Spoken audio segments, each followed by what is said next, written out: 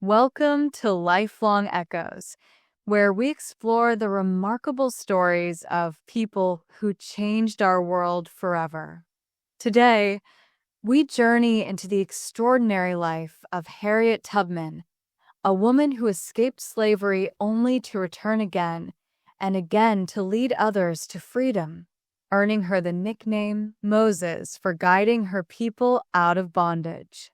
This is the story of the most famous conductor on the Underground Railroad, who never lost a single person on her dangerous journeys to freedom.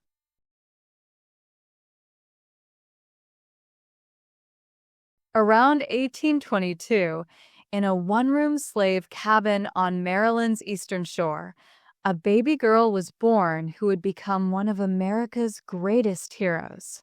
Her name was Araminta Ross, though the world would come to know her as Harriet Tubman. She entered a world where human beings were bought and sold like cattle, where families could be torn apart at any moment, and where freedom seemed as impossible as touching the stars. Harriet was born into slavery on the plantation of Anthony Thompson, where her parents, Ben and Harriet Ritt Green Ross, worked as enslaved laborers. Her family lived in constant fear that they would be separated and sold to different plantations. This was not an empty fear. Slavery was a business, and enslaved people were valuable property that could be sold whenever their owners needed money. When Harriet was just 5 years old, she was rented out to other families to work as a house servant and field hand. She was too small for the heavy work, but that didn't matter to the people who owned her. She cleaned houses, took care of white children, and worked in the fields from dawn to dusk. One day, when Harriet was about 7 years old, she saw a bowl of sugar on a table, something she had never tasted before. Unable to resist, she took a small piece. When her mistress discovered the missing sugar, she began beating Harriet with a whip. Harriet ran away and hid with pigs for 5 days, fighting the animals for potato peels and scraps of food. Finally, hunger and cold forced her to return, where she received another terrible beating. When Harriet was about 13, an event occurred that would change her life forever. She was in a store when an enslaved man ran in, trying to escape his overseer. The overseer demanded that Harriet help catch the runaway, but she refused. As the enslaved man fled, the angry overseer threw a heavy iron weight at him. The weight missed its target and struck Harriet in the head, fracturing her skull and leaving her unconscious for days. The head injury left Harriet with a condition that caused her to fall into sudden, deep sleeps at unpredictable times. These episodes, which she called her sleeping spells, would last for several minutes, during which she often experienced vivid dreams and visions. Rather than seeing this as a disability, Harriet believed these visions were messages from God, guiding her toward her destiny.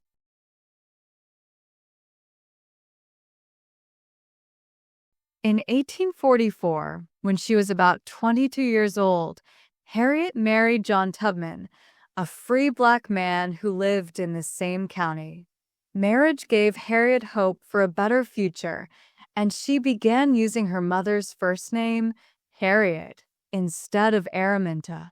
However, Harriet's marriage to a free man did not make her free.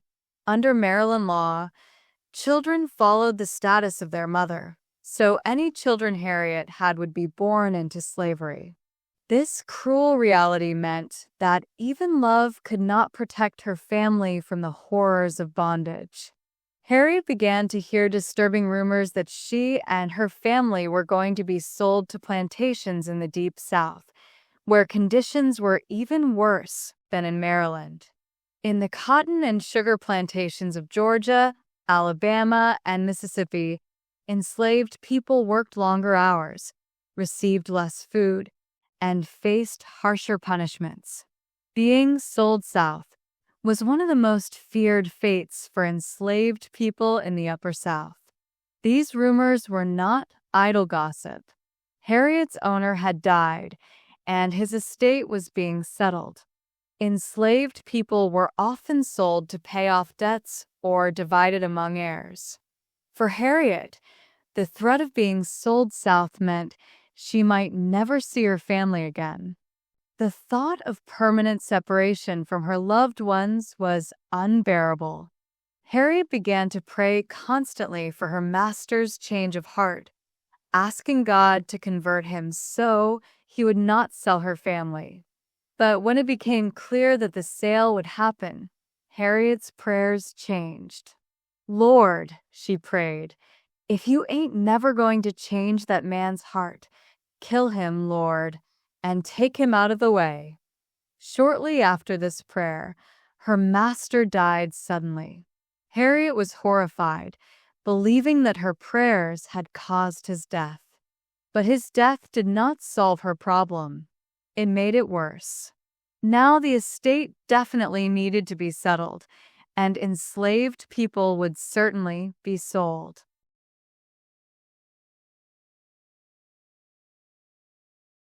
In the fall of 1849, Harriet learned that she and her brothers were about to be sold. She tried to convince her husband John to escape with her to the north, but he refused. He was already free and didn't want to risk the dangers of helping a runaway slave. Even worse, he threatened to tell her master about her escape plans.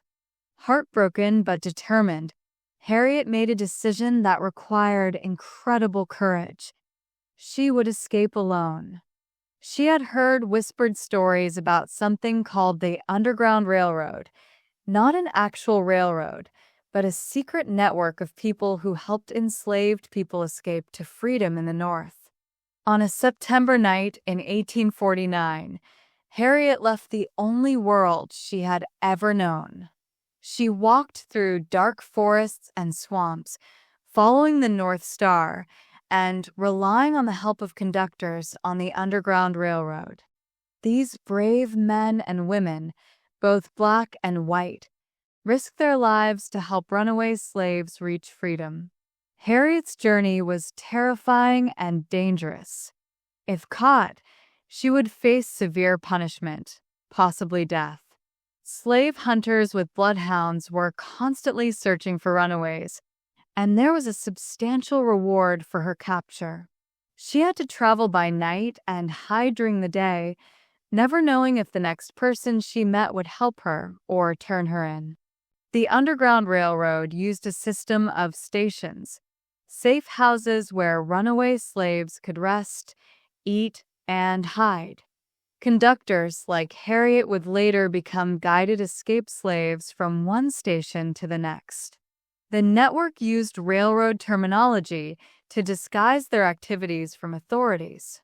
After traveling about 90 miles through Maryland and Delaware, Harriet finally crossed into Pennsylvania, a free state. She later described the moment. "When I found I had crossed that line, I looked at my hands to see if I was the same person. There was such a glory over everything. The sun came like gold through the trees and over the fields, and I felt like I was in heaven."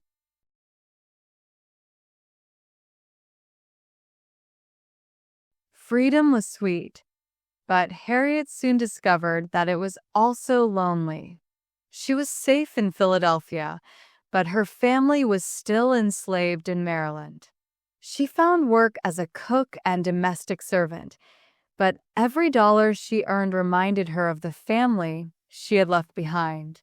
"I was free," Harriet later said, "but there was no one to welcome me to the land of freedom. I was a stranger in a strange land." In 1850, Congress passed the Fugitive Slave Act, which made Harriet's situation much more dangerous. This law required officials in free states to help capture and return runaway slaves. It also allowed slave hunters to pursue escaped slaves anywhere in the United States. Even in Philadelphia, Harriet was not truly safe. But instead of fleeing farther north to Canada, Harriet made an astonishing decision. She would return to Maryland to rescue her family. This was incredibly dangerous. Returning to slave territory meant risking recapture and certain death. But Harriet believed that God was calling her to lead her people to freedom, just as Moses had led the Israelites out of Egypt. In December 1850, Harriet made her first trip back to Maryland as a conductor on the Underground Railroad. Her mission was to rescue her niece Keziah and Keziah's 2 children, who were about to be sold at a slave auction in Cambridge, Maryland. The rescue required careful planning and perfect timing. Keziah's husband, a free black man, attended the auction and successfully bid on his family. But instead of taking them to their new owner, he brought them to a prearranged meeting place where Harriet was waiting. Under cover of darkness, Harriet guided them safely to Philadelphia. This first rescue mission established the pattern that Harriet would follow for the next decade. She would carefully plan each mission, gathering information about the people she wanted to rescue and the safest routes to freedom. Then she would travel south, usually in winter when the long nights provided more cover, and guide enslaved people to freedom.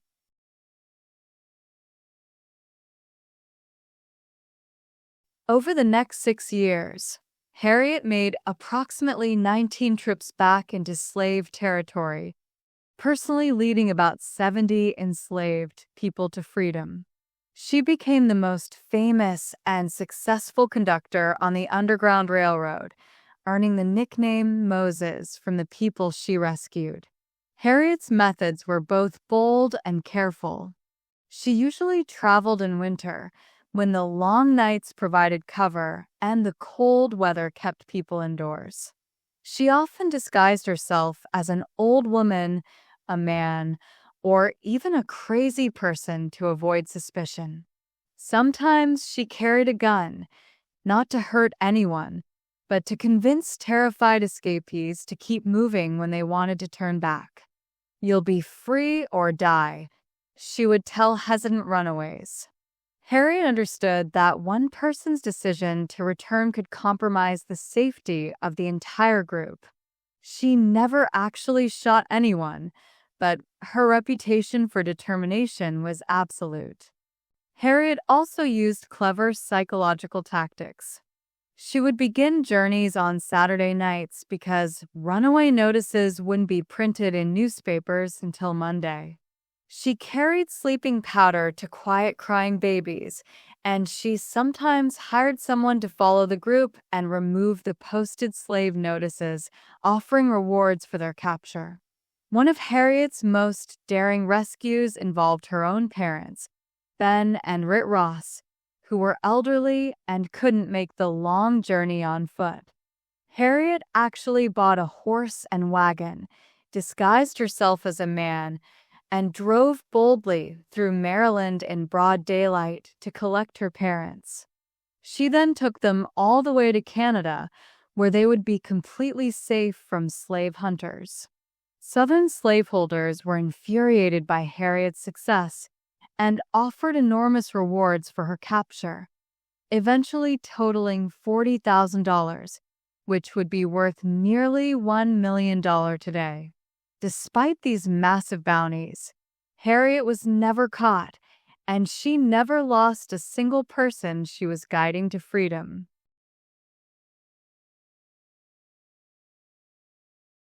When the Civil War began in 1861, Harriet saw it as God's war to end slavery.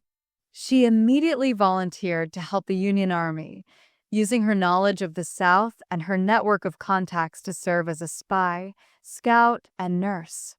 Harriet worked primarily in South Carolina, where her ability to move undetected through Confederate territory made her invaluable to Union forces. She could gather intelligence about Confederate troop movements, supply lines, and defensive positions because enslaved people throughout the region trusted her and were willing to share information. In June 1863, Harriet planned and led a remarkable military operation, the Combahee River Raid. Working with Union Colonel James Montgomery, she guided 3 Union gunboats up the Combahee River in South Carolina, using intelligence provided by enslaved people to avoid Confederate mines and fortifications. The raid was spectacularly successful.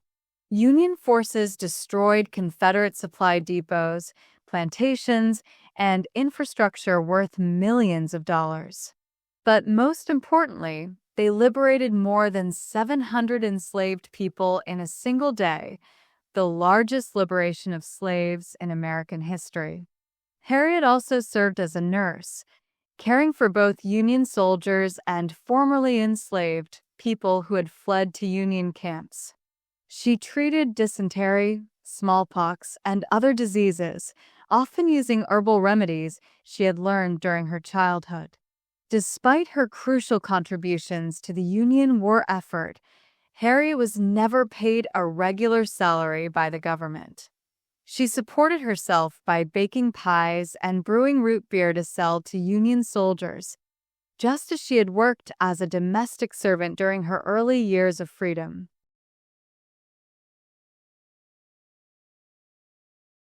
After the Civil War ended and slavery was abolished, Harriet could finally rest from her dangerous work on the Underground Railroad. But rest was not in her nature. She immediately began working to help formerly enslaved people adjust to freedom and to advance the rights of women.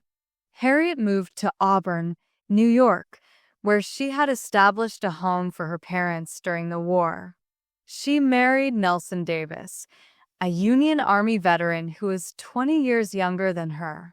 Despite her heroic reputation, Harriet struggled financially for most of her life. The U.S. government didn't recognize her military service with a pension until 1899, and even then the amount was small.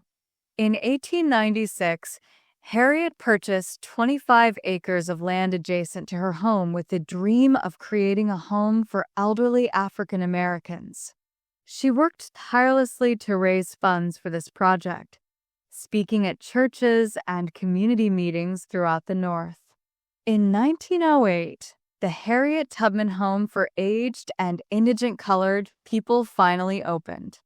Harriet also became active in the women's suffrage movement, working alongside leaders like Susan B. Anthony to secure voting rights for women. She understood that freedom meant more than just the absence of slavery. It meant full participation in American democracy. At suffrage meetings, Harriet would often be asked to speak about her experiences. Despite her advancing age and failing health, she could still electrify audiences with stories of her Underground Railroad adventures. "I never ran my train off the track," she would say proudly, "and I never lost a passenger."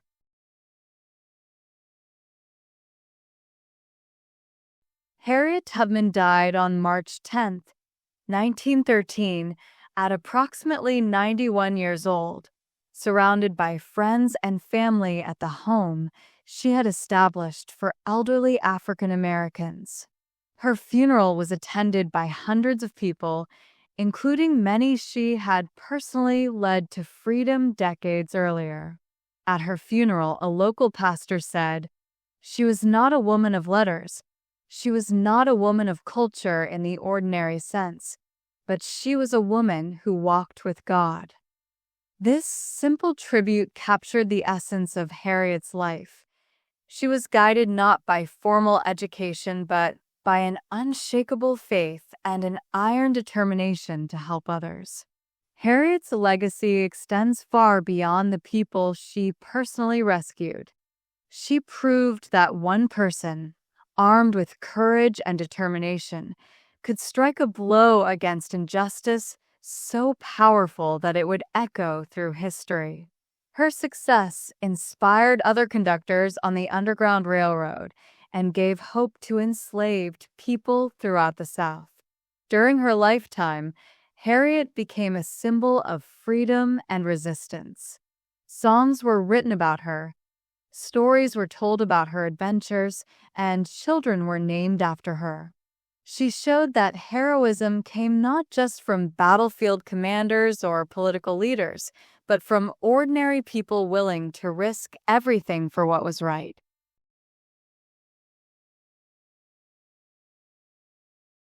Harriet Tubman's life teaches us that true freedom is not just about escaping from oppression, it's about turning back to help others escape as well.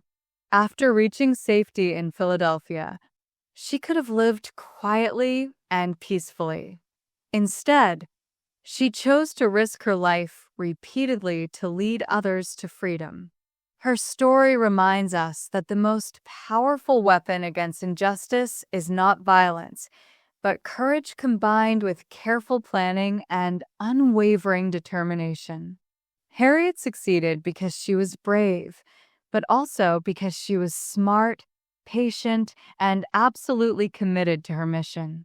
Most importantly, Harriet Tubman shows us that leadership often means being willing to go first into dangerous places so that others can follow safely. She lit the way for others in the darkness of slavery, and her light continues to inspire people fighting for justice and freedom today. When asked later in life if she ever felt fear during her dangerous missions, Harriet replied, "I never met any person of any condition who I was afraid of. I was afraid of God, but nobody else." Her faith gave her the courage to do what seemed impossible, and her courage gave others the faith to follow. Thank you for joining us on this inspiring journey through Harriet Tubman's remarkable life. Remember, each of us has the power to lead others toward light, whether the journey is long or short, whether the danger is great or small. The important thing is to have the courage to take the first step. Don't forget to subscribe to Lifelong Echoes for more inspiring stories that help you learn English while discovering the extraordinary lives of extraordinary people.